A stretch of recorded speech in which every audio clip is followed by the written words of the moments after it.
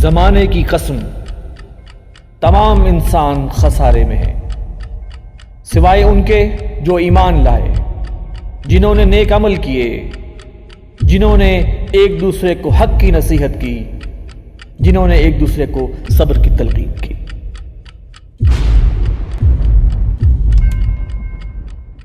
بسم اللہ الرحمن الرحیم۔ السلام علیکم ناظرین، میں ہوں وسیم احمد اور آپ دیکھ رہے ہیں تازہ ترین خبروں پر تبصروں اور تجزیوں کا پروگرام زمانہ گواہ ہے۔ ناظرین، گزشتہ دنوں بھارت کی حدود سے ایک سپر سونک میزائل پاکستان کی طرف فائر ہوا،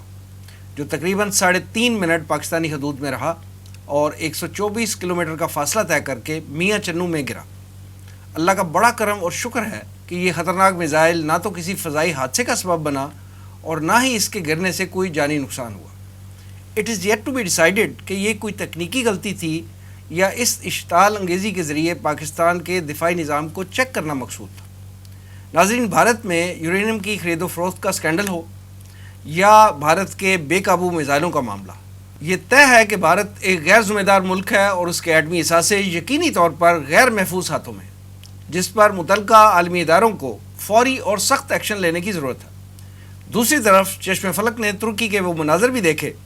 کہ جس کے صدر کو آج کل دنیا بھر کے مسلمان امت مسلمہ کا لیڈر اور قائد تصور کر رہے ہیں اور 2023 میں ترکی سے احیاء خلافت کی امیدیں لگائے بیٹھے ہیں۔ جی ہاں، وہی طیب اردگان جس نے اسرائیلی صدر کا ریڈ کارپیٹ استقبال کیا ہے اور اسی سال اسرائیل کے ساتھ اپنی ٹریڈ 10 ارب ڈالر تک بڑھانے کا خواہشمند بھی ہے۔ ہم آج کے پروگرام میں ان دونوں اہم موضوعات پر تبادلہ خیال کریں گے۔ میرے ساتھ تشریف فرما ہیں ترجمان تنظیم اسلامی جناب مرزا ایوب بیگ صاحب، اور ان کے ساتھ تشریف رکھتے ہیں تنظیم اسلامی کے ریسرچ اسکالر جناب رضا الحق صاحب۔ آئیے گفتگو کا آغاز کرتے ہیں۔ ایوب بیگ صاحب، یہ بتائیے گا کہ بھارت نے پاکستان پر سپر سونک میزائل جو حملہ کیا ہے، یہ ایٹمی ملک بھارت کی محض غلطی تھی یا پاکستان کے دفاعی نظام کو چیک کرنے کے لیے یہ اقدام کیا گیا؟ بسم اللہ الرحمن الرحیم۔ شکریہ وسیم صاحب۔ بات یہ ہے کہ اگرچہ میں کوئی تکنیکی اس ٹیکنالوجی کا ماہر نہیں ہوں اور لہٰذا میں کوئی اس طرح کی حتمی بات نہیں کہہ سکتا، البتہ غلطی لگ سکتی ہے، کوئی بڑی بات نہیں ہے، لیکن میں بھارت کی تاریخ کو جانتا ہوں۔ میری بھارت کے بارے میں، بھارت کے حکمرانوں کے بارے میں ایک پوری سٹڈی ہے، آپ یوں سمجھ لیجئے کم از کم سن 55 سے لے کر آج 2022 تک، اور میں نے انہیں سٹڈی کیا ہے۔ ان کی ہندو مائنڈ سیٹ کو آپ جانتے ہیں؟ ہاں، ان کی ذہنیت کو سٹڈی کیا میں نے۔ بھارت جو ہے وہ آج تک اپنے اس ہمسائے کو یعنی پاکستان کو اس نے تسلیم نہیں کیا۔ وہ کسی صورت پاکستان کو ایک سلامت پھلتا پھولتا ملک نہیں دیکھ سکتا، اور بعض لوگوں کو یہ غلط فہمی ہے تھوڑی سی، سب کچھ محض بی جے پی کی حکومت آنے کے بعد ہوا۔ اس میں کوئی شک نہیں ہے کہ بی جے پی کی حکومت آنے کے بعد بھارت زیادہ ایکسپوز ہوا ہے، اس کے عزائم زیادہ کھل کر سامنے آئے ہیں، لیکن میں یقین کے ساتھ کہہ سکتا ہوں کہ کانگریس کا جو چہرہ ہے، یعنی ذہنیت کے حوالے سے، فکر کے حوالے سے، پاکستان کے حوالے سے، اس کا چہرہ کسی طرح کم خوفناک نہیں ہے بی جے پی سے۔ میں آپ کو مثال دیتا ہوں، اگر کانگریس جو ہے وہ بہت پاکستان کے ساتھ اس کے اچھے تعلقات ہوتے یا وہ ایک ہمسائے کے معاملے میں ایک اچھی ذہنیت رکھتے ہوتے، اچھا ذہن ہوتا، اچھی فکر ہوتی، تو یہ 71 کا ثانیہ جو ہوا تھا بالکل ٹھیک ہے، اس میں کوئی شک نہیں۔ اس میں ہماری اپنی غلطی تھی، اس میں ہماری عسکری قیادت کی غلطی تھی، اس میں ہماری سیاسی قیادت کی غلطی تھی، اس میں ہمارا تفرقہ تھا، لیکن بھارت نے کس طرح اس معاملے کو اٹھایا اور کس طرح اس نے پاکستان کو دو لخت کیا، ہمیں گلہ نہیں کرنا چاہیے۔ لیکن یہ بات میں صرف اس وقت بتا رہا ہوں کہ بھارت کی ذہنیت کے بارے میں، بھارت کو جو اصل مسئلہ ہر وقت درپیش رہتا ہے وہ پاکستان کا ہونا، یہ تو اللہ کا فضل ہوا، اللہ کا کرم ہوا کہ پاکستان ایک ایٹمی ملک بن گیا، جس سے بہت سا رکاوٹیں آ گئیں۔ اور یہاں مجھے ایک بات یاد آئی ہے تو میں کہہ دوں، جس طرح اسی سپر سونک میزائل کے بارے میں ہمارے کچھ دانشور حضرات کہہ رہے ہیں جی وہ تو ہمارے جو نظام تھا اس کو تو پتہ ہی نہیں چل سکا اور بعد میں لوگوں نے بتایا یہ ہے. یہ میں نے بات سنی, چیک کیا تو وہ تو انہوں نے تو ساری وہ ٹریجیکٹری سارا دکھا دیا, کہاں سے چلا تھا, کہاں تک آیا, کہاں سے اس نے رخ موڑا. آخر وہ اس کو آبزرو کر رہے تھے تو انہوں نے ساری فلم بنا کر لوگوں کو دکھا دی ہے نا. تو یہ ہمارے بعض دانشور جو ہے نا ضرور سے زیادہ دانشوری دکھاتے ہیں اور ان کو کوئی شوق بھی ہے پاکستان کی فوج کے خلاف بات کرنے کا. ہمارے ہاں اس طرح کے بھی لوگ ہیں جو کہتے ہیں کہ پاکستان کو ایٹمی صلاحیت نہیں حاصل کرنی چاہیے تھی, یہ امن کی خلاف ورزی ہے, یہ امن کے خلاف بات ہے, پاکستان کو یہ صلاحیت نہیں حاصل کرنی. یہ ہیں ایسے لال بجکر بھی پاکستان میں جو یہ کہتے ہیں کہ پاکستان کو ایٹمی صلاحیت نہیں حاصل کرنی چاہیے تھی. کیا جن ملکوں کے پاس صلاحیت نہیں تھی ان کے ساتھ کیا ہوا, یوکرائن کے ساتھ کیا ہو رہا ہے. میں نے ایک اداریہ بھی اپنے رسالے کا لکھا ہے کہ اگر امن چاہتے ہو تو جنگ کے لیے تیار ہو. امن حاصل کرنے کا واحد طریقہ ہے وسیم صاحب کہ آپ جنگ کے لیے مکمل طور پر تیار ہو جائیں. آپ سوچ سکتے ہیں, آپ تصور کر سکتے ہیں کہ پاکستان کے پاس اس وقت ایٹمی صلاحیت نہ ہوتی تو بھارت ہمارے ساتھ کیا سلوک کرتا. یوکرین کے معاملے کے بعد تو اب اس ایشو پہ تو سوچنا بھی گناہ ہے جی کہ جو یوکرین کا حشر ہوا ہے اپنا رول بیک کرنے, ایٹمی پروگرام رول بیک کرنے کے بعد, اس کے بعد تو اس ایشو پہ سوچنا بھی غلط ہے. تو یعنی یہ وہ دوسری والی بات یہ ہے کہ انہوں نے ہمارے دفاعی نظام کو چیک کیا, یقین ایسا ہوگا, ایسا ہی ہوگا. اور میں اس بات تھوڑے سے افسوس سے کہہ رہا ہوں کہ فروری کے مہینے میں 3 سال پہلے 26 فروری کو جو دندان شکن جواب دیا تھا ہماری فضائیہ نے بھارت کو, اور جس طرح اس کے طیارے گرائے تھے اور جو وہ فنٹاسٹک ٹیم مشہور ہوئی ہے, جس طرح اس کو ہم ان کو شرمندگی دلاتے ہیں, جس طرح ان کو ذلیل و رسوا کرتے ہیں, ضرورت تھی ایک دفعہ اور اسی طرح کے اپنے ایک نظارے کی. بہرحال ہمیں مزید چوکنا ہونا چاہیے, ہمارے دفاعی نظام کو مزید مضبوط ہونا چاہیے, مزید چوکنا ہونا چاہیے, اور یہ سمجھ لینا چاہیے کہ دن ہو یا رات بھارت ہر وقت طاق میں ہے کہ پاکستان کو کہاں سے میں یعنی نشانہ بناؤں. میں آپ کو 55 سال پہلے کی بات بتا رہا ہوں. پاکستان کے پاس ڈکوٹا تھا, یہ وہ جہاز ہے جسے شاید آج کل کوئی نام ہی نہ جانتا اس کا. عید کا دن تھا تو ایک دم شور مچ گیا, بھارت کا ایک سائبر جیٹ اس کو پاکستان کے ڈکوٹا نے گرا لیا, اور یہ دنیا کے لیے ایک عجوبہ تھا. وہ اس سے پوچھا گیا تم نے کیسے گرایا ہے, اور عید کے دن تھا اس لیے انہوں نے عید کے دن ایسا کیا کہ ان کا خیال تھا کہ اس دن وہ غافل ہوں گے. اس نے کہا مجھے پتا تھا میں نہیں گرا سکتا, میں نے اوپر جا کر جتنا جا سکتا میں الٹا ہو گیا اور میں نے فائر کر دیا, اور میرے پاس یہی حال تھا. اللہ نے وہ لگا دیا اور ڈکوٹے نے سائبر کو گرا لیا. یہ بھی ایک عجوبہ تھا.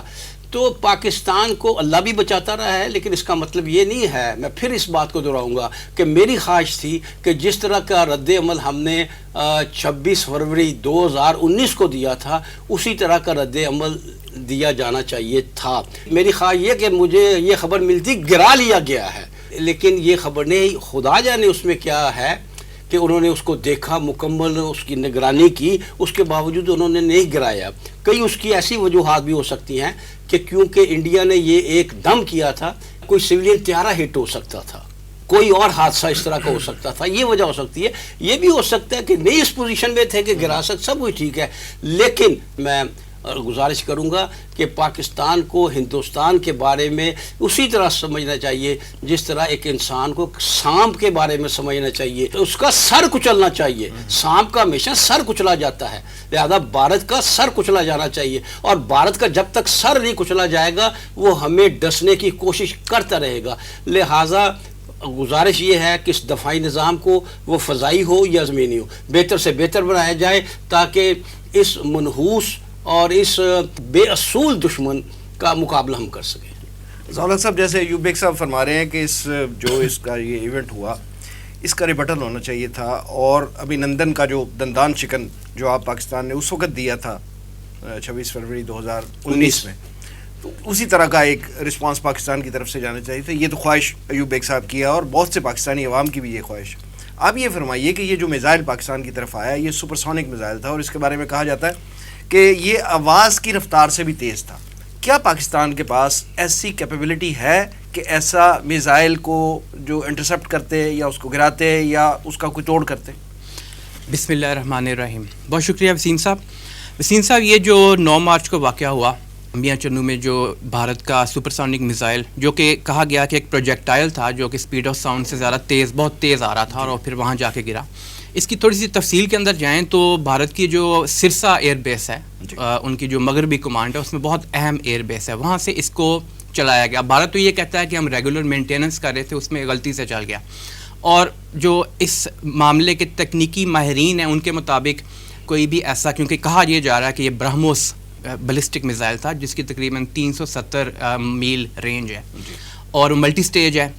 اس کو ابھی ہم بات کریں گے. تو یہ رشیا کی مدد سے بنایا گیا ہے. جی ایگزیکٹلی, یہ رشیا اور انڈیا کی کولیبوریشن ہے جس کی مدد سے بنایا گیا. تو ایک تو یہ کہ اس کے اندر ٹارگیٹنگ سسٹم فیڈ کیا ہوتا ہے پہلے سے, غلطی سے چل نہیں سکتا. اور اگر ایسا کوئی معاملہ ہو بھی, کیونکہ کمانڈ اینڈ کنٹرول کا معاملہ ہے, تو پھر اس کا مطلب ہے کہ نااہل ترین بھارت کا کمانڈ اینڈ کنٹرول سسٹم ہے, اس کے اوپر بھی ہم بات کریں گے. اچھا, بہرحال یہ ساؤتھ کی طرف یہ ایئر بیس ہے, وہاں سے چلتا ہوا گیا ساؤتھ کی طرف. یہ جب یہ راجستھان کے پاس پہنچا تو وہاں سے اس نے اپنی ٹریجیکٹری چینج کر لی اور پھر یہ ویسٹ کی طرف مڑ گیا. ویسٹ میں مطلب یہ ہے کہ پاکستان کی ایئر سپیس میں داخل ہو گیا. اس سے پہلے 104 کلومیٹر کا اس نے فاصلہ طے کیا انڈیا کی ایئر سپیس میں, پھر 124 کلومیٹر پاکستان کی ایئر سپیس میں. تقریباً 3.25 منٹ میں اس نے یہ فاصلہ طے کر کے میاں چنو میں آ کے گر گیا. اب پہلی بات تو یہ سمجھنے والی ہے کہ یہ جو میزائل کی مختلف قسمیں ہیں, اس حوالے سے اگر بات کی جائے تو ایک تو یہ short range, medium range, long range اور انٹر کانٹیننٹل میزائلز ہوتے ہیں. پھر یہ کہ اس کے اندر سپر سونک اور ہائپر سونک کی بات آتی ہے, اور وہ سپیڈ آف ساؤنڈ سے متعلق چیز ہے, اس کو ماخ کہا جاتا ہے عام زبان میں. ماخ کا مطلب ہے 1234 کلومیٹر فی گھنٹہ, ماخ 1 ہے وہ, یعنی 1 سپیڈ آف ساؤنڈ.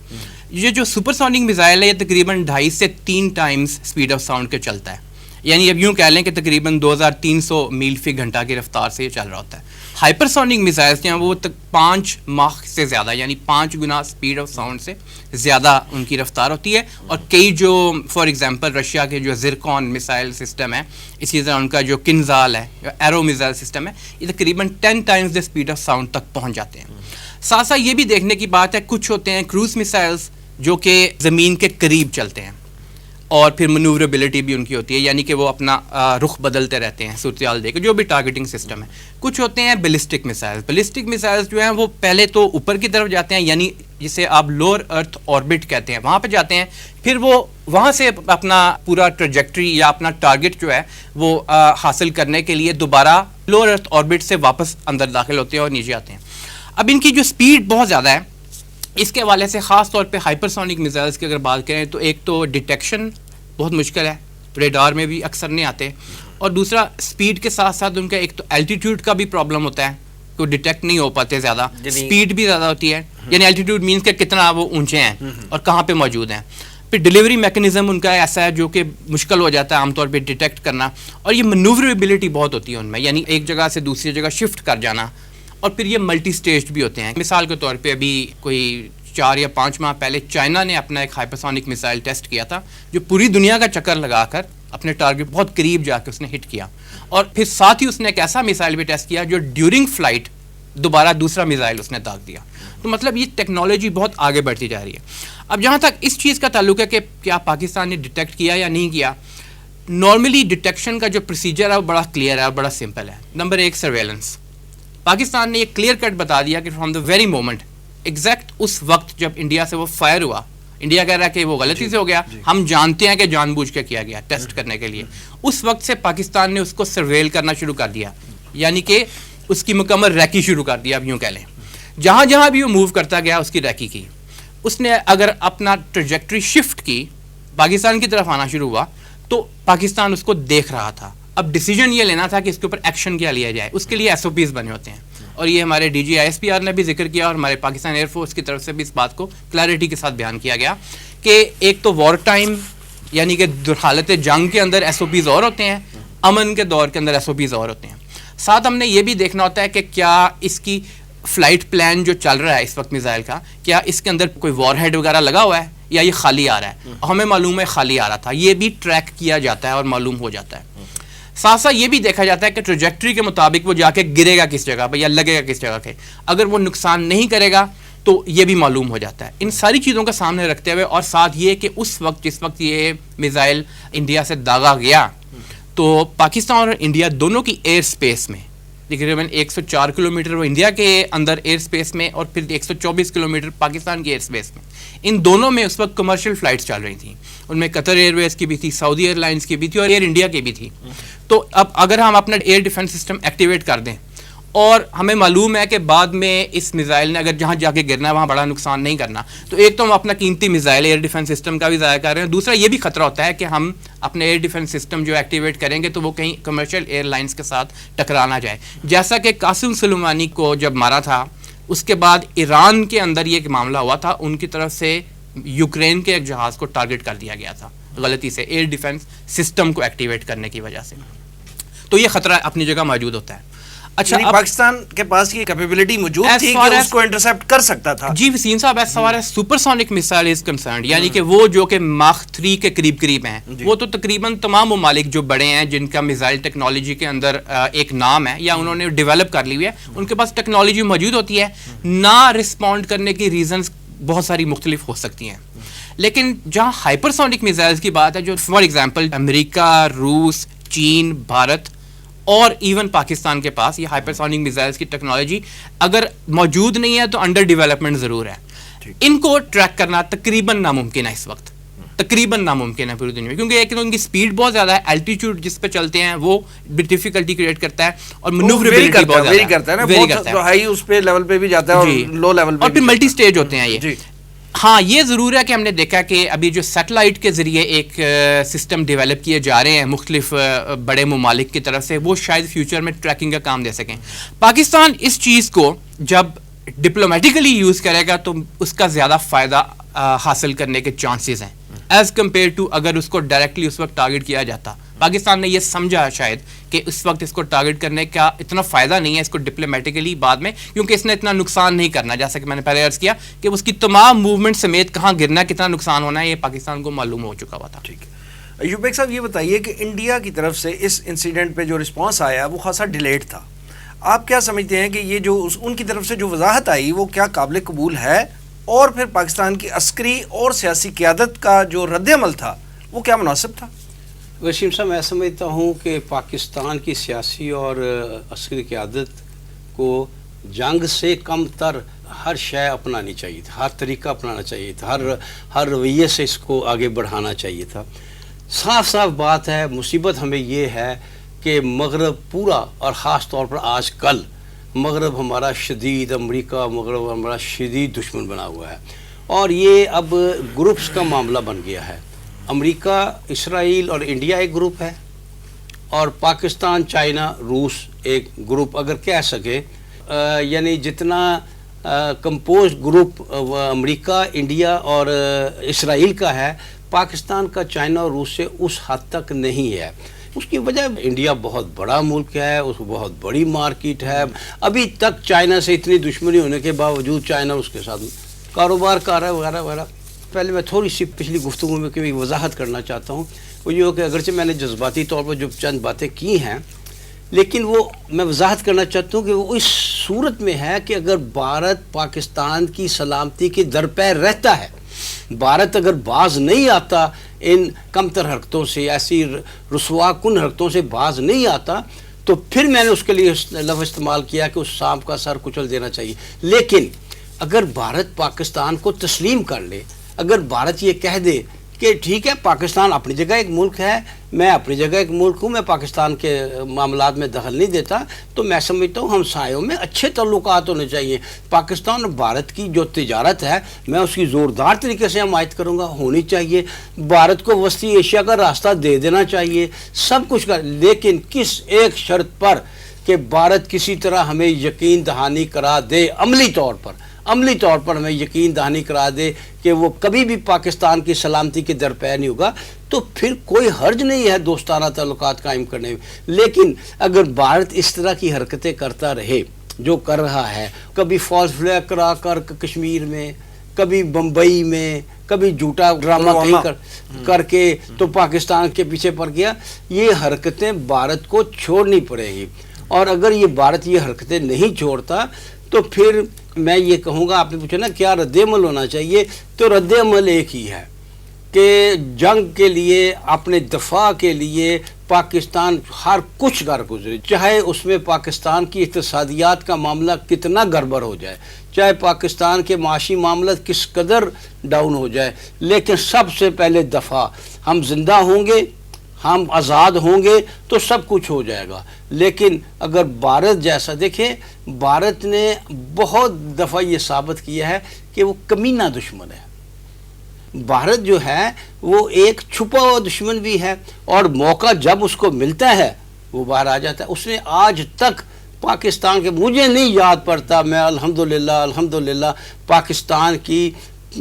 پون صدی کی تاریخ کو بہت اچھی طرح میں نے دیکھا ہے، بہت، کہ کبھی بھارت نے کسی بھی سطح پر پاکستان کے لیے کوئی اچھا کام، کسی خیر سگالی جذبے کا اظہار کیا ہو۔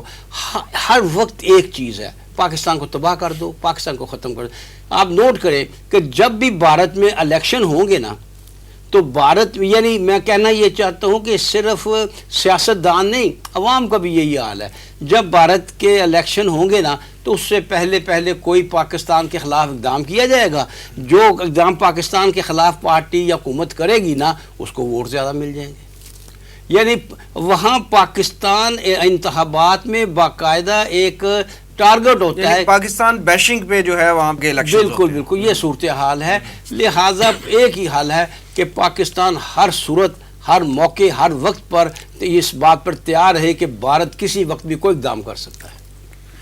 رضا الحق صاحب، بھارت میں یورینیم کی غیر قانونی خرید و فروخت کے جو خبریں ہیں وہ تو پورے میڈیا میں، پوری دنیا میں پھیلی، اور اس کے بعد یہ سپرسونک میزائل انہوں نے فائر کر دیا۔ تو کیا ان حالات میں، ایسی خبروں کے بعد، بھارت کی جو عسکری صلاحیت ہیں اس پہ ایک سوالیہ نشان نہیں اٹھ گیا؟ اور کیا اس ایشو کے بعد، خاص طور پہ یہ جو میزائل فائر ہوا، اس ایشو کے بعد IAEA اور دیگر جو عالمی ادارے ہیں، متعلقہ عالمی ادارے جو ہیں، ان کو بھارت کے خلاف سخت اور فوری ایکشن نہیں لینا چاہیے؟ وسیم صاحب، امریکہ کا جو وائٹ ہاؤس ہے اس کے مطابق تو امریکہ کے وائٹ ہاؤس میں علم میں یہ بات ہے ہی نہیں کہ بھارت میں کبھی یورینیم چوری ہوئی بھی ہے کہ نہیں۔ حالانکہ یہ ہمارے سامنے کی بات ہے کہ جون 2021 میں جھارکھنڈ کے اندر 6 کلو یورینیم چوری ہو، بلیک مارکیٹ، جس طرح لنڈا بازار نہیں لگا ہوتا، وہاں پہ بک رہی ہے اور لوگوں نے خریدی ہوئی ہے، اور وہ کس لیے استعمال کریں گے؟ کوئی ڈرٹی بام بنا لیں گے اس سے، یا اس کی اسمگلنگ کے لیے کسی اور ملک تک پہنچا دیں گے۔ یعنی کہ اس حد تک یہ کیئرلیسنس کا مظاہرہ ایک اسٹیٹ کی طرف سے، یقیناً پازیٹیو استعمال تو ہو نہیں سکتا۔ اچھا، پھر ایک مرتبہ نہیں، اس کے بعد دوبارہ یہی بات کم از کم آفیشیل چینلز کے اندر دوبارہ فروری 2022 میں پھر نظر آئی، نیپال کے اندر یہی چیز، تو کچھ جو یورینیم کا مواد تھا وہ ایکسچینج ہو رہا ہے اور بھارت اس کے اندر انوالوڈ ہے دوبارہ ایک مرتبہ۔ تو بات تو بڑی کلیئر ہے اور بڑی سمپل ہے کہ انڈیا کے اندر کمانڈ اینڈ کنٹرول، چاہے وہ ان کی نیوکلیر فیسلٹیز کی ہو، چاہے وہ ان کی یورینیم انرچمنٹ کا، یا یورینیم جہاں بھی انہوں نے ذخیرہ کی ہوئی یا استعمال میں لے کے آتے ہیں، نیوکلیر ویپنز تک جو ہیں، وہ کسی بھی صورت میں میں دوبارہ دہراتا ہوں، یہ بات وہ سیف اینڈ سیکیور نہیں ہے۔ یہ بات تقریباً پروو ہو چکی ہے اب، جس طرح اب انہوں نے یہ کہہ کر کہ یہ جو 9 مارچ کو ایک غلطی ہو گئی ان سے کہ انہوں نے میزائل داغ دیا، ایسا خطرناک میزائل داغ دیا، تو یہ ثابت کر دیا انہوں نے کہ ان کا جو میزائل پروگرام ہے وہ بھی سیکیور اینڈ سیف نہیں ہے کسی صورت میں بھی۔ اب ہونا تو یہ چاہیے کہ جتنے بھی عالمی ادارے ہیں، چاہے وہ IAEA ہو، انٹرنیشنل اٹامک انرجی ایجنسی، جو کہ ایران کے خلاف بھی یہ باتیں کرتی رہتی ہے کہ جی اس کا نیوکلیر پروگرام خطرے میں ہے اور خطرہ پوری دنیا کے لیے ہے، وہ تو خیر اسرائیل کے کہنے پہ ہوتا ہے، اور پاکستان کے بارے میں بھی اکثر یہ باتیں امریکہ سے ہم سنتے رہتے ہیں کہ پاکستان کا جو نیوکلیر پروگرام ہے وہ سیف نہیں ہے، کوئی بھی قبضہ کر سکتا ہے۔ حالانکہ ہمیں معلوم ہے کہ پاکستان سے زیادہ سیف نیوکلیر پروگرام دنیا میں امریکہ کا بھی شاید نہ ہو، پروو ہو چکا ہے یہ بات۔ یعنی کہ جو آپ جسے کہتے ہیں نا سیریس مائنڈیڈ انٹرنیشنل ڈیفنس کے جرنلز جو اتھینٹک ہوتے ہیں، ان کے اندر تو یہ بات پروو ہوئی ہے۔ ہاں، میڈیا کے اندر کہہ دینا یا سیاست کے اندر کہہ دینا اور بین الاقوامی امور کے اندر کہہ دینا، اس کی ایک اپنی ویلیو ہوتی ہے۔ اس میں کسی ملک کے خلاف آپ کیس بلڈ کرتے ہیں، FATF میں لے جاؤ، اور پھر یہ کہ اس میں GSP+ وغیرہ والے معاملات اس کے اوپر، اور پھر IMF وغیرہ والے معاملات، وہ تو ایک علیحدہ بحث ہے۔ لیکن بھارت کے اوپر امریکہ، یورپین یونین یعنی یورپ سارا، ایون روس کوئی اقدام نہیں کرے گا، IAEA بھی کوئی قدم نہیں اٹھائے گا، اس لیے کہ بھارت ان کی ضرورت اور مجبوری ہے اس علاقے میں۔ انہوں نے پاکستان کو کاؤنٹر کرنا ہے، چائنا کو انسرکل کرنا ہے، اس کے لیے بھارت ان کا اتحادی ہے، جیسا کہ یوبیک صاحب پہلے فرما چکے ہیں کہ بھارت، اسرائیل اور امریکہ کا یہ جو اتحاد ثلاثہ ہے، ابلیسی اتحاد ثلاثہ کہا جا سکتا ہے. یہ اس قدر ایک دوسرے کے قریب ہے کہ وہ کسی بھی صورت میں جو مرضی ہوتا رہے, وہ چاہے ظلم و ستم اپنے عوام پہ کرتے رہیں, مسلمانوں کے خلاف کرتے رہیں, کشمیر پہ کرتے رہیں, وہ چاہے اپنے ہمسایہ ممالک کے ساتھ اچھے تعلقات نہ رکھیں اور ان کے اوپر حملے بھی کرتے رہیں, چاہے ان کا نیوکلیئر پروگرام کسی بھی حد تک ان سیف اور ان سیکیور ہو جائے, لیکن وہ کسی بھی صورت میں ان کو چھوڑنے کے لیے تیار نہیں, بلکہ بات بھی کرنے کے لیے تیار نہیں ہے اس کے مخالفت میں. پاکستان کو البتہ اس موقع کا ایک تو یورینیم والا جو بھارت کے اندر ہمارے سامنے آیا تھا کہ وہ کس حد تک لاپرواہی کا مظاہرہ کیا جا رہا ہے اور نااہلی ہے وہاں پہ, اور پھر یہ اس میزائل والا معاملہ. دو چیزیں میں آپ کے سامنے مختصراً رکھنا چاہوں گا. اگر یہ معاملہ پاکستان میں ہوا ہوتا, یورینیم چوری ہو گئی ہوتی, پوری دنیا میں ایک طوفان برپا ہو جانا تھا. کون کون سی چیز نہیں تھی جس کے اوپر پابندی لگ جانی تھی, کس کس طرح کی سینکشن نہیں لگ جانی تھی, اور معلوم نہیں پوری دنیا کی فوج اکٹھی ہو کے حملہ کر دیتی. انڈیا میں ہو رہا ہے تو انڈیا کے بارے میں انہوں نے سوچا بھی نہیں کہ کوئی کسی قسم کی پابندی لگائیں گے بھی. جیسا کہ میں نے عرض کیا پہلے, وائٹ ہاؤس تو ڈینائی کر رہا ہے کہ ہمارے تو علم میں ہی نہیں ہے. دوسری بات یہ کہ پاکستان کے لیے ایک سنہری موقع ہے کہ ہمیں معلوم ہے کہ دنیا پبلک اوپینین, رائے عامہ جو ہے دنیا کی, وہ بھارت کے بارے میں تبدیل نہیں ہوگی, لیکن پھر بھی کیس بڑی مضبوطی سے پریزنٹ کرنے کا موقع ہے کہ بھارت جو ہے وہ ایک لاپرواہ نااہل ملک ہے. وہاں پہ یورینیم اگر موجود ہو, ایٹمی ہتھیار وہاں موجود ہو, تو یہ پوری دنیا کے لیے, خطے کے لیے اور پوری دنیا کے لیے خطرہ ہے. ایون بھارت کے اپنے لیے بھی خطرہ ہو سکتا ہے وہ. اور ساتھ یہ کہ ان کی میزائل ٹیکنالوجی کی, اس کی بھی کمانڈ اینڈ کنٹرول کی کتنی اہلیت ہے وہ ہمارے سامنے آ گئی ہے. تو Pakistan diplomatic point of view سے اور دوسرے جتنے بھی ذرائع ہیں وہاں پہنچا کے اس کیس کو مضبوط سے مضبوط طریقے میں لڑنے کی کوشش کرے. پاکستان کا یہ کام ہے. ایوب بیگ صاحب, یہ فرمائیے گا کہ حکومت پاکستان کو بھارت کی اس غیر ذمہ دارانہ پالیسی کے خلاف کیا لایا عمل اختیار کرنا چاہیے؟ دیکھیں جی, جیسا رضا الحق صاحب نے بھی ذکر کیا ہے کہ امریکہ کہتا ہے کہ میرے نزدیک اس کا کوئی معاملہ کس طرح آیا, کیا ہوا, میرے کو علم میں نہیں ہے. یعنی یورینیم کی خرید و فروخت کا کچھ پتہ نہیں, اور یورینیم کی خرید و فروخت کا امریکہ کو بالکل کوئی معلوم نہیں. وائٹ ہاؤس میں بریفنگ دی گئی اس پر. اصل بات یہ ہے کہ ویسٹ اور خاص طور پر امریکہ جس طرح نشاور ہو رہا ہے بھارت پر, میں ویسٹ کی خدمت میں بھی عرض کر رہا ہوں اور بھارت کی خدمت بھی, دونوں پچھتائیں گے. اس لیے کہ امریکہ جو کچھ بھارت سے ایکسپیکٹ کر رہا ہے, بھارت وہ کبھی کر نہیں گزرے گا. بھارت کی تاریخ یہ ہے کہ آج تک جتنے اس نے, یہ جس طرح 71 کی وار انہوں نے جیتی تھی, ہمیں شکست دی تھی, جب تک اس طرح کوئی بڑی پاور, سپر پاور ساتھ مل کر اور حالات کا پورا رزلٹ پہلے لے کر وہ آگے نہیں بڑھتے. تو لہٰذا جس طرح یہ چائنا کے معاملے میں کیا ہے, کس طرح جوتیاں کھائی ہیں چائنا سے, کس بری طرح ذلیل و خوار ہوئے چائنا کے ہاتھوں, اور مودی صاحب چائنا کا نام نہیں لیتے منہ سے. ہمارے دشمن نے یہ کیا, ہمارے ساتھ یہ ہو رہا ہے, اور ان کی زمین پر قبضہ ہوا ہے. کرونا وائرس کو چائنا وائرس کہا کرتے تھے اور ہمارے جو زمینوں پر قبضہ ہوا ہے وہ ہماری تھی ہی نہیں, اس سے ہی مکر گئے ہیں. تو بھارت کا معاملہ یہ ہے, بھارت کا انداز یہ ہے کہ وہ جو آگے سامنے کوئی تگڑا ہو, کوئی زوردار ہو تو پاؤں پر جاؤ, زمین میں دھنس جاؤ, اور اگر کوئی نرم ہو, کوئی کمزور ہو تو چڑھائی کر دو. اسی لیے میں نے پہلے بھی بات کی ہے کہ اصل ضرورت کس بات کی ہے. چھوڑ دیجئے سب باتیں, پاکستان کو عسکری سطح پر, پاکستان کو فوجی سطح پر, پاکستان کو دفاعی سطح پر, پاکستان کو حملہ کرنے کے حوالے سے اس سطح پر بھی اپنی قوت کو بڑھانا ہوگا. بھارت کا اس کے سوا کوئی علاج نہیں ہے. کچھ لوگ ہوتے ہیں, یہ ان ملکوں میں ہے جو صرف جوتی کی زبان سمجھتے ہیں. بھارت کبھی اس راستے پہ نہیں آئے گا کہ اس کو محبت سے, پیار سے, اس کے ساتھ تو دوستانہ تعلقات بنا کر اس سے بہتری کی جائے. ایک بات کا فرق سمجھ لیجئے, ایک ہے دشمنی کرنا, ہم دشمنی کے خلاف ہیں کہ بھارت سے ہمیں دشمنی کیوں لیں, نہیں ضرورت دشمنی لے. ایوب بیگ صاحب, ون سائیڈڈ دوستی بھی تو نہیں ہو سکتی نا. بھارت اگر ہمارا ازلی دشمن ہے, پہلے دن سے لے کے آج تک اس نے ہمیں قبول نہیں کیا, تو ہم اس کے ساتھ دوستی کی پینگیں بھی تو نہیں بڑھا سکتے. بالکل صحیح فرمایا آپ نے, بالکل صحیح فرمایا, نہیں ہو سکتا. لہٰذا اس کے بارے میں یہ سمجھے کہ یہ دشمن ہے, یہ دشمن تھا, یہ دشمن رہے گا. یعنی اس کی طرف سے الرٹ رہیں اور آنکھیں کھلی رکھیں. آنکھیں کھلی رکھیں. مطلب ہے, میں اگر اپنی بات کو مختصر کروں تو لاتوں کے بوت باتوں سے نہیں مانتے, اور ہمیں کوئی بھی امن ہمیں پلیٹ میں رکھ کر پیش نہیں کرے گا. امن ہمیں چھیننا پڑے گا, ہمیں امن کے لیے جنگ کرنی پڑے گی. امن بغیر جنگ کے حاصل نہیں ہوگا, کیونکہ بھارت ایک دشمن ہے، بالکل اسی طرح انسان کا جس طرح سانپ دشمن ہوتا ہے، اور سانپ کا بھی ایک ہی حل ہے کہ اس کے سر کو کچلا جائے، بھارت کا بھی اس کے سوا کوئی حل نہیں کہ اس کا سر کچلا جائے، وگرنہ ہم جب بھی دوستی اسے کرنے کی کوشش کریں گے، جب بھی اس کے قریب جائیں گے، اس کا معاملہ وہی ہے، بغل میں چھری منہ میں رام رام، تو اس کا یہی رویہ ہے اور یہی رہے گا۔ رضا الحق صاحب، پچھلے دنوں ایک بڑی امپورٹنٹ ڈیولپمنٹ ہوئی ہے، وہ یہ کہ 2008 کے بعد شاید پہلی دفعہ ایسا ہوا ہے کہ اسرائیل کا کوئی ٹاپ لیول کا بندہ ٹرکی میں آیا ہے، اور یہ وزٹ جو ہے یہ بہت ہی ایک سگنیفیکنٹ اس اعتبار سے ہے کہ ترکی کے صدر جو طیب اردگان ہیں وہ فلسطین ایشو پہ اسرائیل کے خلاف بڑے سخت الفاظ استعمال کرتے رہے، لیکن دوسری طرف ہم دیکھتے ہیں کہ اسرائیلی صدر کا جو ہے ریڈ کارپیٹ استقبال ہوا ہے، اور ان کے ساتھ ٹریڈ بڑھانے کی باتیں اور ایم او یو سائن اور بہت لمبے چوڑے معاملات ہوئے۔ آپ یہ فرمائیے کہ ایک طرف فلسطین کے ایشو پہ اتنا سخت سٹانس اور پوری امت مسلمہ کو دکھایا جا رہا ہے کہ ہم تو اسرائیل کے بہت مخالف ہیں، دوسری طرف یہ ریڈ کارپیٹ استقبال، یہ جو دو رخی ہے جو نظر آ رہی ہے، اس کے کیا معنی ہے؟ جی وسیم صاحب، بات بالکل سیدھی سی ہے، جس طرح کہ 9 مارچ کو جس دن یہ معاملہ پاکستان کے اندر پیش آیا، اسی دن ایگزیکٹلی اسرائیلی صدر جو ہے اسحاق ہرزوگ وہ اس نے وزٹ کیا ٹرکی کا، جس طرح کہ آپ نے فرمایا کہ ریڈ کارپیٹ اس کو پورا ویلکم کیا گیا پروٹوکول کے ساتھ۔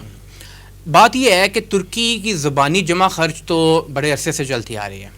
اچھا، کچھ عرصہ پہلے ہم دیکھتے ہیں درمیان میں 2008 کے بعد جب یہ خاص طور پہ لبنان کے اوپر اسرائیل نے حملہ کیا تھا اور پھر غزہ کے اوپر بھی حملے کیے، تو اس وقت ترکی کا کچھ سخت سٹینس تھا، اور وہ ایسا تو نہیں تھا کہ وہ ڈائریکٹلی کنفرنٹ کر رہا ہو، یعنی باقاعدہ اس کے ساتھ کوئی دشمنی مول رہی ہو، لیکن یہ تھا کہ فلوٹیلا کی صورت میں بھی اور امداد کی صورت میں بھی اس نے کوشش کی غزہ کو ہیلپ کرنے کے لیے، ان کو امداد دینے کے لیے، غزہ کے جو محصور مسلمان ہیں ان کے لیے آواز بھی اٹھائی، میانمار کے اندر بھی آواز اٹھائی، بلکہ رجب طیب اردگان اور ان کی اہلیہ خود یہاں پہ آئے تھے، اخلاقی مدد بھی کی، فزیکل مدد بھی کی، کشمیر کے والے سے بھی بیانات دیتے رہے، لیکن اس میں بھی کوئی شک نہیں ہے کہ نیٹو کا ممبر ہے ترکی، اسرائیل کے ساتھ قریبی تعلقات ہیں اور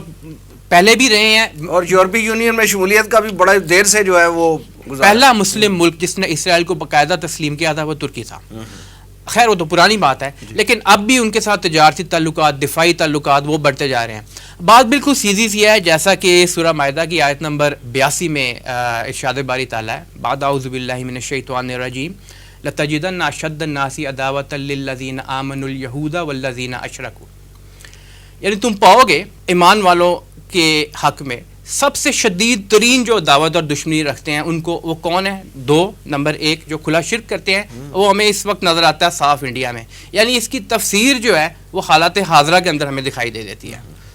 ایک بھارت اور دوسرا وہ جو یہودی ہیں، اور وہ یہودی کون ہے اس وقت؟ ان کا سر خیل کون ہے؟ وہ ہے اسرائیل کی ناجائز ریاست۔ اسی طرح سورہ بقرہ کی آیت نمبر 120 کے اندر ارشاد باری تعالیٰ ہے وَلَن تَرْضَ عَنْكَ الْيَهُودُ وَلَا النَّصَارَى حَتَّى تَتَّبِعَ مِلَّتَهُمْ، یعنی کہ یہ جو یہودی اور نصارہ ہیں، اب دیکھیے گٹھ جوڑ جو کہ امریکہ کا اور اسرائیل کا آپ کہہ لیں، یورپین یونین کا، امریکہ کا اور اسرائیل کا کہہ لیں، یہ جو گٹھ جوڑ ہے، ترکی ان کو جتنا مرضی خوش کرنے کی کوشش کرے، اللہ سبحانہ و تعالیٰ نے قرآن پاک میں ہمیں پہلے ہی بتا دیا ہے کہ یہ خوش کس وقت ہوں گے؟ اس وقت ہوں گے جب مکمل طور پہ ان کی ملت کی اتباع نہ کرنی شروع کر دی جائے، اور اس کا مطلب کیا ہے بڑے آسان الفاظ میں کہ اب مکمل طور پہ سویلائزیشن، ان کے کلچر، مکمل طور پہ ان کے جو غلام بن کے ان کے تابع ہو جائیں، پھر وہ خوش ہوں گے۔ اب ان شارٹ یہ کہ آپ یہودیت اختیار کر لیں، یعنی کہ آپ ان کے مکمل طور پہ حامی بن جائیں، ان کے چھوٹے بن کے رہنے کے لیے تیار ہو جائیں، ہر معاملے میں ان کی سپورٹ کرنا شروع کر دیں۔ اب یہ مسلمانوں کے لیے ان کی فورن پالیسی کے حوالے سے کس طرح دوسروں کے ساتھ تعلقات رکھنے ہیں، اس حوالے سے بھی ہمیں ایک رہنمائی ہی عطا کی گئی ہے، ہمارے لیے یہ ہدایت کا سامان ہے، اور اس کو دیکھتے ہوئے نہ صرف یہ کہ ترکی بلکہ جتنے مسلم ممالک ہیں ان سب کو سوچنے اور سمجھنے کی ضرورت ہے کہ جب تک مسلمان اور بحثیت امت، بحثیت مسلم ممالک جو کہ 57 دنیا میں موجود ہیں، وہ ایک پلیٹ فارم پہ اکٹھا حقیقت میں اکٹھے نہیں ہو جاتے اور ایک اپنا کامن گول اور آبجیکٹیو یہ نہیں بنا لیتے کہ ہمیں ہر صورت میں رہنمائی وہی لینی ہے کہ جو ہمیں قرآن و حدیث کے اندر اور سنت رسول صلی اللہ علیہ وسلم میں دی گئی ہے، اور اس کے مطابق یہ ہے، اور یہ کہ پھر دور فتن کے اندر اور ملاحم کے اندر جو احادیث موجود ہیں اس میں تو یہاں تک موجود ہے کہ یہ جو قسطنطنیہ ہے یہ مسلمانوں کے ہاتھ سے نکل جائے گا، اور ترکی کو خاص طور پہ اس میں بہت کیئرفل ہو کر بہت احتیاط کے ساتھ کام کرنے کی ضرورت ہے کہ ایسا نہ ہو کہ ترکی نادانی میں ایسے کام کرتا رہے کہ جو دشمن قوتیں ہیں وہ غالب آ جائیں ہمارے اوپر. اس لیے ترکی جو ہے اس کو سٹینس بڑا اپنا کلیئر رکھنا چاہیے. ٹھیک ہے طیب اردوغان نے یہ باتیں کی ہیں, 2014 کے اندر طیب اردوغان نے اپنی تقاریر میں یہ بات دہرائی ہے بار بار کہ 2023 میں جو ٹریٹی آف لوزان 2 کا معاہدہ جو ہے 2023 میں اس کو 100 سال ہو جائیں گے, ایکسپائر ہو جائے گا, ختم ہو جائے گا, پھر ہمارے ہاتھ پاؤں کھل جائیں گے اور پھر ہم امت مسلمہ کی امامت یا لیڈرشپ کا رول کچھ پلے کر سکتے ہیں. لیکن یہ ایسا ممکن نہیں ہے جو اس وقت تک جب تک ترکی ایک کشتی کا سوار نہ ہو. اس کو چھوڑنا پڑے گا جو یہ باطل قوتیں ہیں نا, اور ہمیں اب صاف دکھائی دے رہا ہے اگر ہم منظرنامہ پوری دنیا کا دیکھیں کہ یہ باطل قوتیں مل گئی ہوئی ہیں, اکٹھی ہو گئی ہوئی ہیں مسلمانوں کے خلاف. اور پھر یہ کہ اس وقت ان کے خلاف جو بھی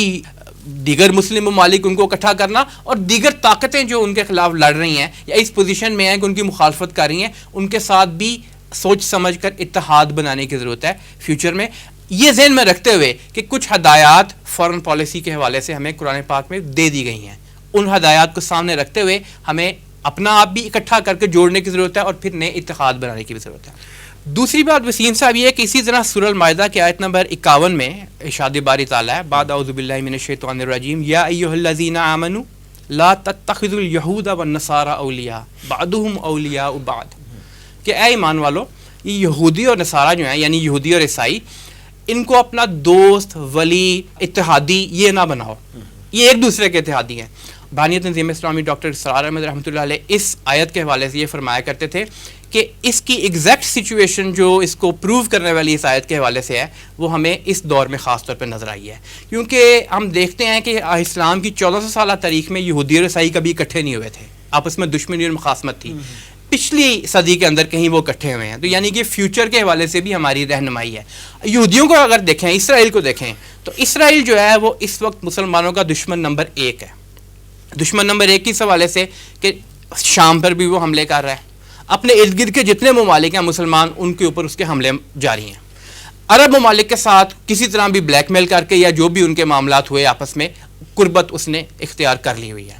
اپنے گریٹر اسرائیل کے منصوبے پہ وہ کار بند ہے, اس کے اوپر وہ چل رہا ہے آگے, اور اس گریٹر اسرائیل کے منصوبے کے اندر وہ تو یہ بھی چاہتا ہے کہ وہ یعنی کہ سرزمین عرب جو ہے خاص طور پہ جو حجاز مقدس ہے وہاں بھی قبضہ کر لے. لیکن یہ ایک علیحدہ بات ہے کہ اللہ تعالیٰ کا منصوبہ اپنی جگہ علیحدہ چل رہا ہوتا ہے. تو اسرائیل اور وہاں پہ اس وقت جو ان کا معاملہ ہے پورا گریٹر اسرائیل بنانے کا منصوبہ, اور پھر یہ کہ وہ جو اپنی مسایہ کا انتظار کر رہے ہیں, تو مسلمانوں کو یہ جان لینا چاہیے کہ وہ کہیں کیرٹ کی پالیسی استعمال کرتا ہے, کہیں سٹک کی پالیسی استعمال کرتا ہے, کسی کے اوپر ڈائریکٹ حملہ کرتا ہے یا کروا دیتا ہے, جس طرح عراق پہ امریکہ کے ذریعے حملہ کروا دیا. لیکن فلسطین میں جو نسل کشی کر رہا ہے, جی ایگزیکٹلی, فلسطین کے اندر تو وہ کرتا ہی کرتا ہے, اور وہ آج سے نہیں 48 سے کرتا آ رہا ہے. اور چاہے پوری دنیا کے جتنے بھی یہ جو انسانی حقوق کی تناظیم ہوتی ہیں باقی تمام باتوں پہ اس پہ بھی بات کریں گی, لیکن کوئی سنوائی نہیں ہوگی کسی صورت میں بھی. Israel is a red line for everyone, کوئی بھی کراس نہیں کرے گا. اور پھر یہ کچھ جگہ پہ وہ دوسروں کو بھی استعمال کرتا ہے, اور پھر اس نے کیرٹ کی پالیسی بھی استعمال کی ہوئی ہے. اور نادانی ہے یہ ہماری ترکی اور عرب ممالک میں جو ہمارے بھائی ہیں حکمران ہیں وہاں پہ, کہ وہ اس بات کو سمجھتے نہیں کہ یہ اصل میں ہمارا ہی دشمن ہے, ہمیں ہی ٹارگیٹ کرے گا مستقبل میں آ کے. ایوب بھائی صاحب, جیسے رضا الحق صاحب نے بھی اپنی گفتگو میں اشارہ کیا تھا کہ امت مسلمہ جو ہے وہ 2023 میں ترکی سے احیاء خلافت کی جو ہے امید لگائے بیٹھی ہے. آپ کیا سمجھتے ہیں کہ موجودہ حالات کے پس منظر میں آپ ترکی سے احیاء خلافت ہوتا ہوا دیکھ رہے ہیں, اور کیا ترکی مسلم امہ کی امامت کے قابل ہے؟ وسیم صاحب, اس سوال کا جواب دیتے ہوئے خاصی تکلیف سی محسوس ہو رہی ہے, اس لیے کہ میں بھی ان لوگوں میں سے ہوں جنہوں نے اردوغان سے کچھ امیدیں لگائی تھی. اگرچہ اس وقت بھی اردوغان جو ہیں وہ متضاد انڈیکیٹرز دیتے رہتے تھے, اب جس سطح پہ چلے گئے, اب جتنے زیادہ انہوں نے جھکاؤ کیا ہے اسرائیل کی طرف, اور اسرائیل کا مطلب ہے بدترین اسلام کا دشمن, جس طرح کیا ہے بڑا افسوسناک ہے. اردوغان کے اگرچہ متضاد انڈیکیٹرز کافی دیر سے سامنے آ رہے تھے, اور لوگ ہمیں اس طرف متوجہ کرتے تھے کئی لوگ, یعنی بقول شاعر جناب شیخ کا قدم یوں بھی ہے اور یوں بھی. جی درست فرمایا آپ نے. تو لیکن ہم اس کو ڈیفینڈ کرتے رہے, یہ وجہ ہو سکتی ہے, یہ وجہ ہو سکتی ہے. اب بھی یعنی ٹوٹتی ہوئی امیدوں کو میں یوں سہارا دیتا ہوں کہ شاید 2023 تک وہ ایک ڈپلومیسی سے کام لینا چاہتا ہے، وہ امریکہ کے کسی بڑے حملے سے بچنا چاہتا ہے، لیکن بہرحال بڑا دکھ ہوا ہے اس کے اس رویے سے۔ آپ نے دیکھا کہ اس سے پہلے اس نے بھارت کو اسلحہ بیچا ہے، ہمارے بدترین دشمن کو اسلحہ، ٹھیک ہے وہ آج دنیا تجارت کی دنیا ہے، لیکن پھر بھی بہرحال، اور بھارت نے اس پر پاکستان کو خاصی سنائی تھی کہ جسے تم دوست کہتے ہو وہ ہمیں اسلحہ بیچ رہا ہے، اور بھارت کو اسلحہ بیچا، اور وہ اسلحہ کس کے خلاف استعمال ہوگا؟ پاکستان کے خلاف۔ تو میری نظر میں ترکی کا معاملہ تو پیچھے ہٹ گیا ہے اسلام کے حوالے سے، تو میں اب سمجھتا ہوں کہ شاید اللہ کرے کہ اللہ کی نظر کرم جو ہے وہ پاکستان اور افغانستان کی طرف آئے، کہ پاکستان اور افغانستان میں کی طرف سے اسلام کی صدا اٹھے۔ اسلام وہ تو اسی صورت ہے نا، ہماری قوم اور ہمارے حکمران اگر جاگ جائیں تو، جی جس سطح پہ ہم جا چکے ہیں، جتنا اندھیرا ہو چکا ہے، اللہ کرے کہ دیکھیے ایک فرق ہے، ہم بہت گناہوں میں ملوث ہوئے ہیں، ہم نے اللہ کی رسی کو نہیں تھاما، ہم نے اللہ کے رسول کی سنت کو نہیں اپنایا، اس میں کوئی شک نہیں، لیکن ایک ہے منکر اور ایک ہے عاجز کے لیے گناہگار۔ ہم گناہگار ہیں، منکر نہیں ہیں۔ ہم نے یہ نہیں کہا کہ ہم نے یہ کام نہیں کرنا، یہ کام ٹھیک نہیں ہے، ہماری کوتاہی ہے۔ ایسا بندہ یا ایسی قوم کے امکانات رہتے ہیں کبھی وہ سدھر جائے۔ آپ میری خوش فہمی کہہ لیں، لیکن میں اس خوش فہمی میں مبتلا ہوں کہ انشاءاللہ تعالی پاکستان جس طرح بہت سے معاملات میں نیگیٹو جا رہا ہے، معاملات میں اسلام کے حوالے سے وغیرہ، ایک وقت ضرور آئے گا انشاءاللہ کہ پاکستان اسلام کے حوالے سے بہت پازیٹیو چلے گا۔ اور اب ترکی نے جو حرکت کی ہے، اس سے لگتا ہے کہ انشاءاللہ پاکستان اور افغانستان ہی مل کر امامت کریں گے امت مسلمہ کی۔ ایوب بیگ صاحب اور جناب رضا الحق صاحب پروگرام میں تشریف آوری کا بہت شکریہ۔ ناظرین، یہ تھا آج کا پروگرام، آج کے لیے اتنا ہی۔ اس پروگرام کا فیڈ بیک ضرور دیجیے گا، آپ ہمیں ای میل بھی کر سکتے ہیں، ہمارا ایڈریس ہے media@tanzeem.org۔ اگلے پروگرام تک کے لیے وسیم احمد کو اجازت دیجیے، اللہ نے کے بعد۔